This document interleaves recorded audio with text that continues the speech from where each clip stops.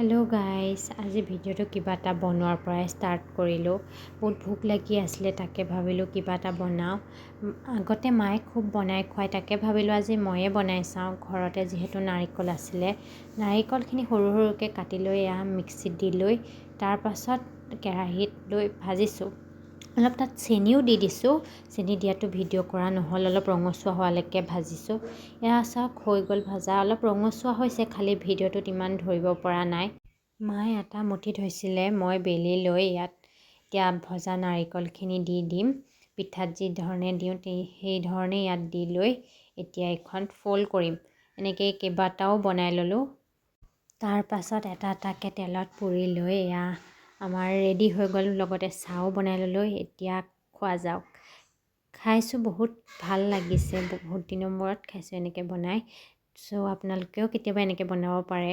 আজি ইমানেই আছিলে, বাই বাই।